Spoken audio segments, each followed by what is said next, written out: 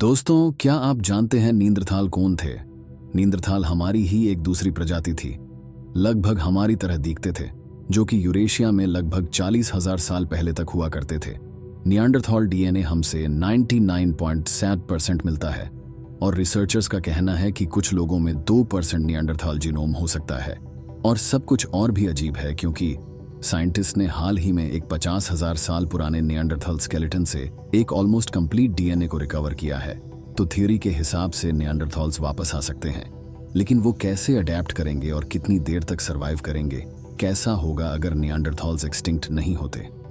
उनके physical differences के बावजूद, जैसे कि उनकी छोटी हाइट और लंबी स्कल, हमें नियांडरथॉल्स के साथ ज्यादा कॉमन हो सकता है, जो हम मानना पसंद नहीं करते हैं। सबसे पहले तो उनके ब्रेन्स बड़े थे, जो उन्हें हमसे ज्यादा इंटेलिजेंट नहीं बनाता, लेकिन उनकी बड़ी अक्ल थी। वो एक दूसरे से कम्युनिकेट कर सकते थे, फैमिली कम्युनिटीज में सेटल होते थे और बीमार और बुढ़ापे का ध्यान रखते थे।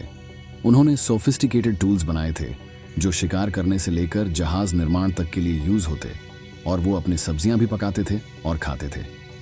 तो अगर नियांडरथॉल्स बस हमारे एंसेस्टर्स का बेटा वर्जन होते, तो क्या वो अभी हमारे बीच में रह सकते थे? नियांडरथॉल्स में हमारे साथ रह चुके थे। लगभग 5,000 साल तक होमोसेपियंस और नियांडरथॉल्स ने यूरोप में साथ में एग्जिस्ट किया और शायद इंटरब्रेड भी किया। इससे समझा जाता है कि ज्यादातर यूरेशियंस में कम से कम 8% नियांडरथॉल डीएनए है, जबकि अफ्रीकन डिसेंट वाले में कोई भी नियांडरथॉल डीएनए नहीं है, क्योंकि उनके एंसेस्टर्स ने यूरेशिया से माइग्रेट नहीं किया था। लेकिन होमोसेपियन पॉपुलेशन नियांडरथॉल पॉपुलेशन को बहुत ज्यादा बड़ी डीडीएच रही थी। इसलिए ऐसा लगता है कि मॉडर्न ह्यूमंस ने बस नियांडरथॉल स्पीसीज को अपने अंदर समा लिया। एक थियरी ये भी है कि लास्ट आइस एज के दौरान हमने रिसोर्सेज के लिए उनको हरा दिया और इससे वो विलुप्त हुए। लेकिन जो भी थियरी सही हो, नियांडरथॉल्स अलग तो थे, लेकिन काफी हद तक हमारी तरह विकसित हुए थे। उनके बातचीत और कलाकारी ठीक ठाक होने के बावजूद प्रकृति के नियम हमें बताते हैं कि होमोसेपियंस यानी हम उनसे बहुत बेहतर हैं, जिसका मतलब है नियांडरथॉल्स के सर्वाइवल ऑप्शंस इतने अच्छे नहीं होते। शुरुआत में ही आधुनिक इंसानों ने उनको अस्तित्व से ही बाहर कर दिया होता, या फिर हम उन्हें अपना गुलाम बनाकर रखते, उनको जूस में रखते या उनको लड़ने के लिए मजबूर करते।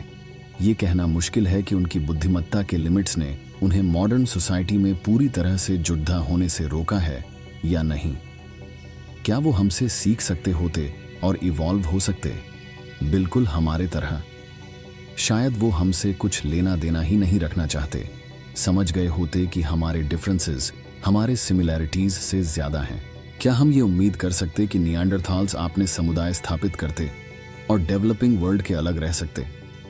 ऐसे एक स्पीसीज का बिहेवियर कि आज के टाइम में सटीक भविष्यवाणी करना मुश्किल है, लेकिन फिर भी शायद हमें बस अपने आसपास देखकर समझ लेना चाहिए कि नियांडरथॉल्स आज भी एक्सटिंक्ट हो जाते, लेकिन हम उनके साथ इवॉल्व हुए हैं और कुछ लोगों में उनका कुछ हिस्सा आज भी है।